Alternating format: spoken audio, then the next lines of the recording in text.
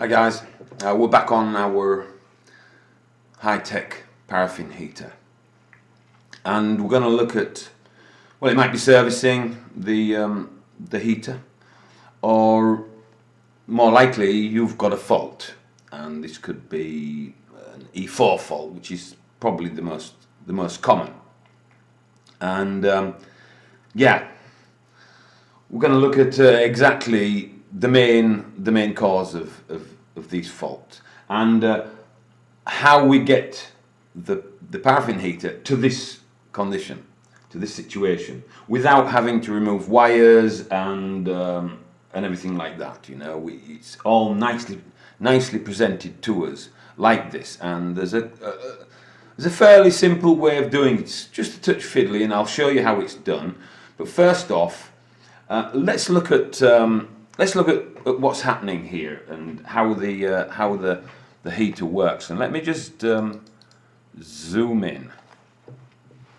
Okay, so what we have here at this side is the sparker, and that's going to ignite the fuel.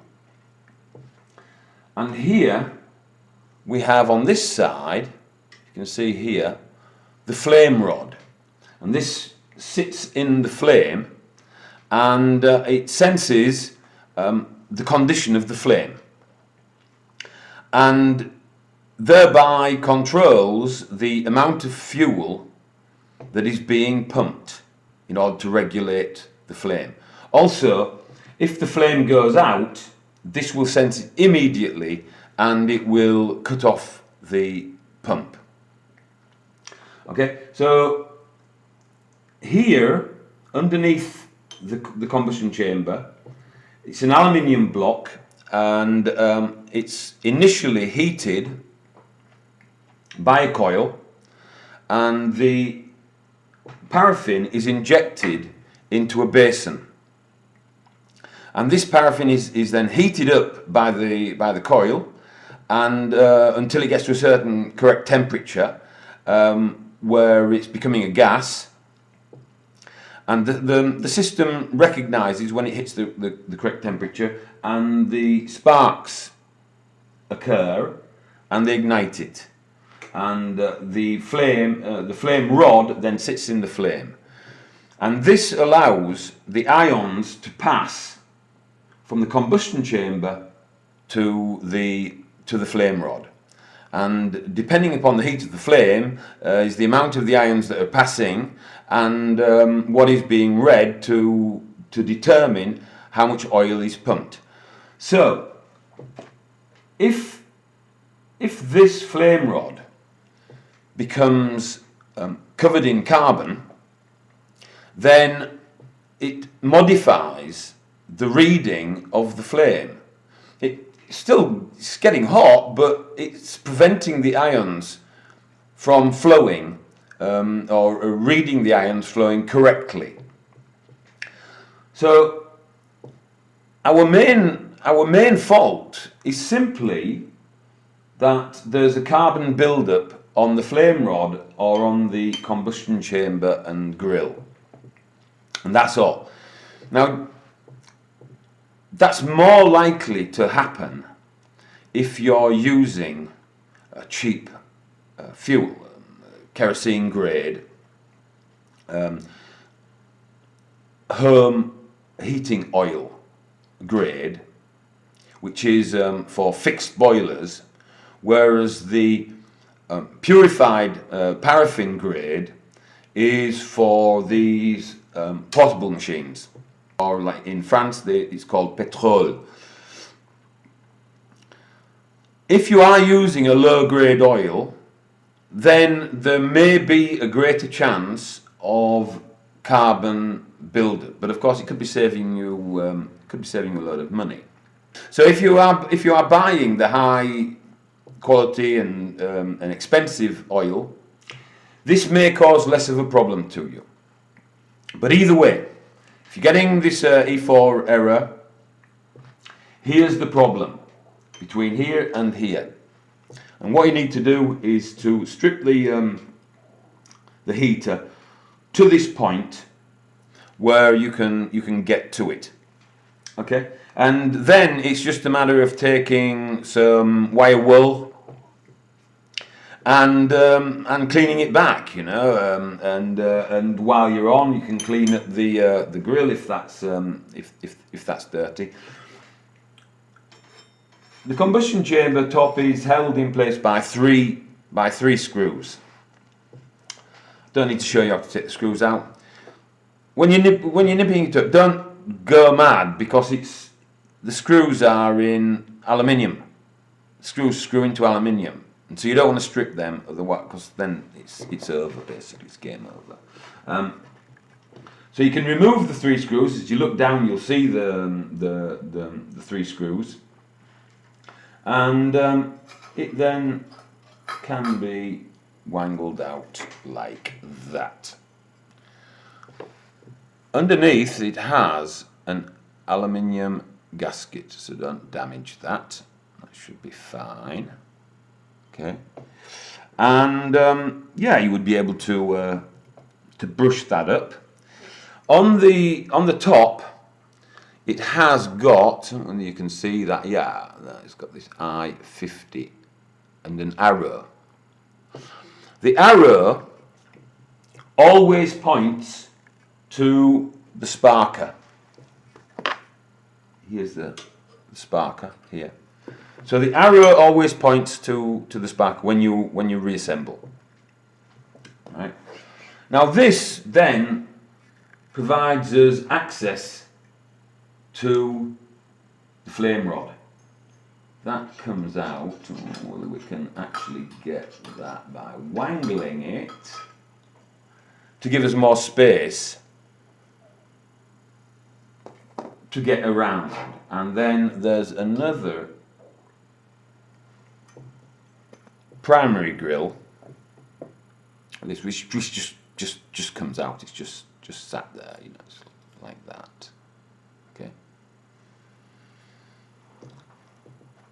So in this way, we don't have to remove, using this method that I'm showing you now, you don't actually have to remove any complicated things. You don't have to remove cables, or very little.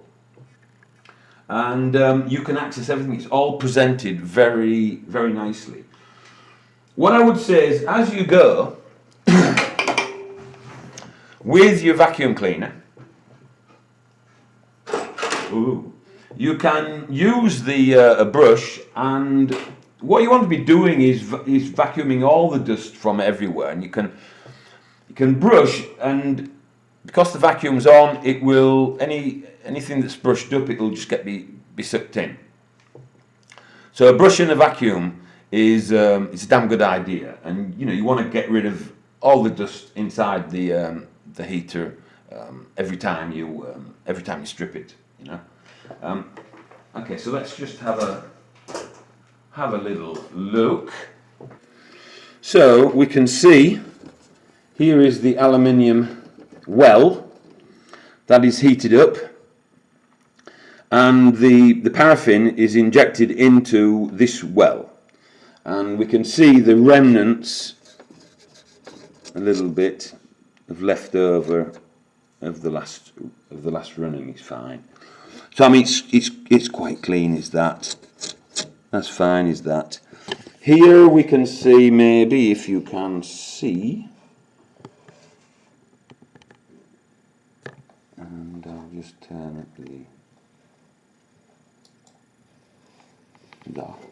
there, we can see the jet stuck out just there in the side. Okay, just here. That's what's squirting the oil in. Shouldn't be any problem. I mean, if you're filtering and being careful with dirt, there should be no problem with that. Our problem is with the flame rod, typically. Okay, but that's how it is. Yeah.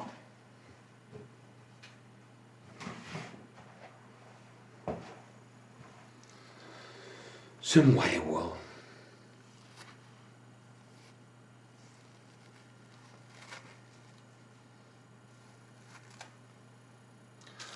pull yourself a bit off, you know.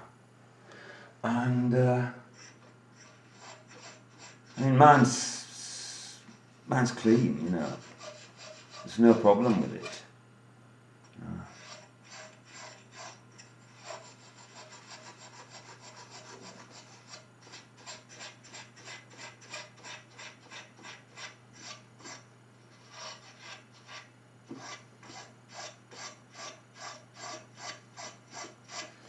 You can use very fine carborundum paper, wet and dry, and clean off the surface.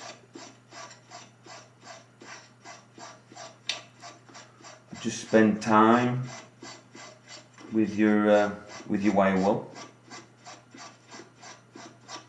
Okay. Bring it back to new. If you were using a bit of wet and dry,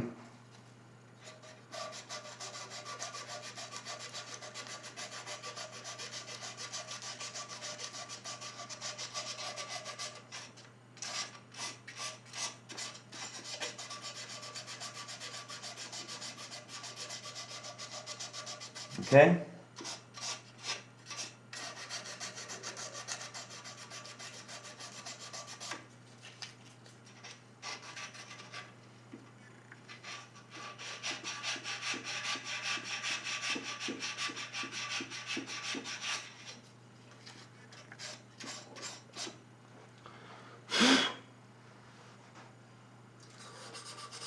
Give the sparker a little bit of a clean. Why not?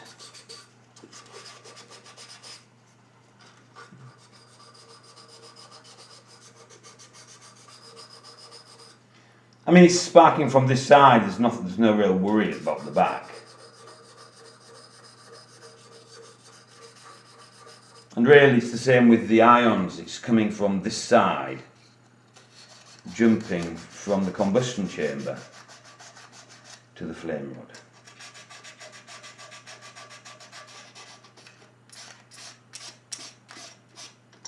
Okay, so that's easy. And yeah.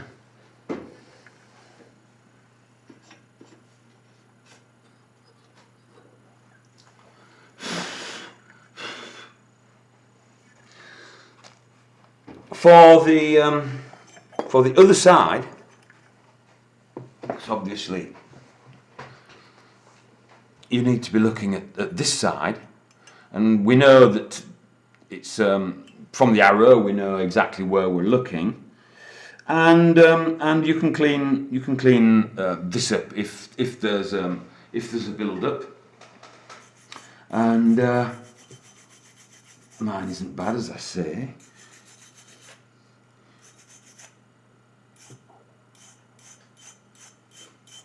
But while you've got it off, you can give it a clean. And the top, similarly, the top.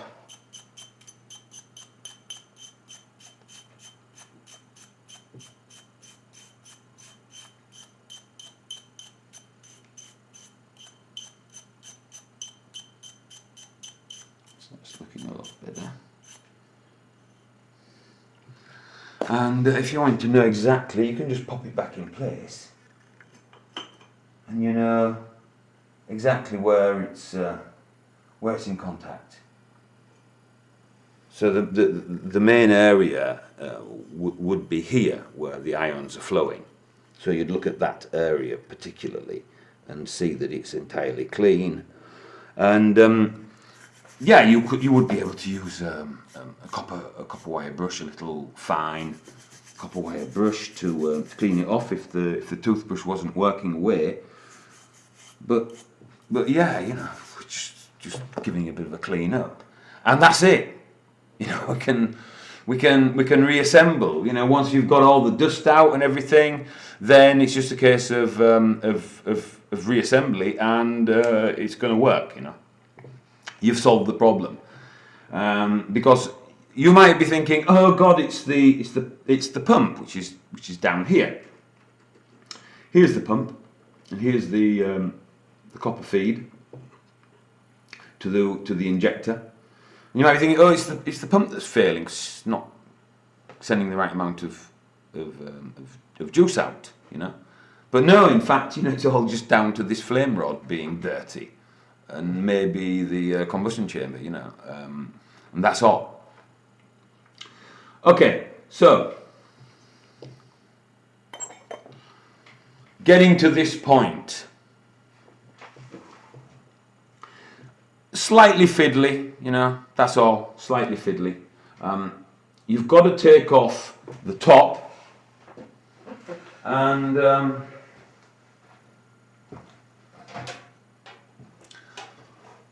on this model, which is the Squall BPE 367, it's got 3 screws at the back, but it has one self-tapper here, just here. So you take the 3 out, you can't see it, that's down like that, and it won't come, you know. So take the 3 out, and then don't forget to lift that, and then just sort of hold it just there like that, and that will expose the self-tapping screw. Alright, that you can then put into one of your saved pilchard tins or whatever, you know, like that. The control panel on the top, you'll see when you here's the control panel, you'll see, in fact, there are clips here, 4 clips. Okay. Now with this,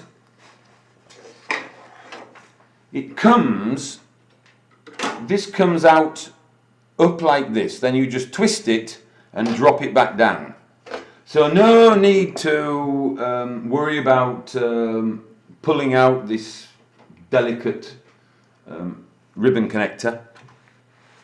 Just simply, it comes out and then you drop it back through. So okay, that's it. You'll see how that goes. And that's to get the top off.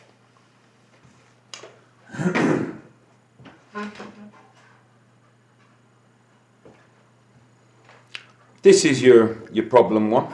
How to get this out and leave this here standing. Well, the first thing that you have to do is you have to turn this round. Okay.